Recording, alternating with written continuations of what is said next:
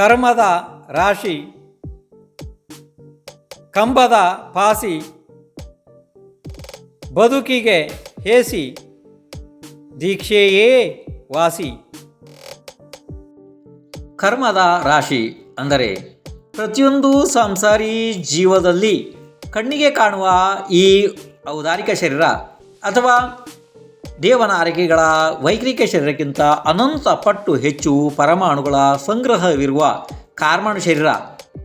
ಇದು ತನ್ನ ಪರಮಾಣುಗಳ ಸೂಕ್ಷ್ಮತೆಯಿಂದ ಕಣ್ಣಿಗೆ ಕಾಣಿಸದು. ಆದರೆ ಪ್ರತ್ಯಕ್ಷ ಜ್ಞಾನಿಗಳಾದ ಅವಧಿ ಮನಪರ್ಯಾಯ ಕೇವಲ ಜ್ಞಾನಿಗಳು ಇದನ್ನು ನೋಡುತ್ತಾರೆ ಮತ್ತು ತಿಳಿಯುತ್ತಾರೆ.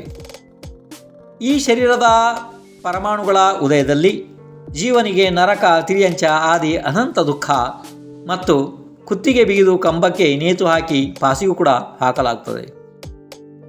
ಈ ರೀತಿಯ ಬದುಕಿನಿಂದ ಹೇಸಿ ಅಂದರೆ ವೈರಾಗ್ಯ ಉದಯಿಸಿ ದಿಗಂಬರ ಮುನಿ ದೀಕ್ಷೆಯೇ ವಾಸಿ ಅಂದರೆ ಜೀವಕ್ಕೆ ಶ್ರೇಯಸ್ಸು ಎಂದು ಅತಿ ವಿರಳೇ ಜೀವಗಳೇ ಇದನ್ನು ಈ ರೀತಿ ತಿಳಿಯುತ್ತಾರೆ.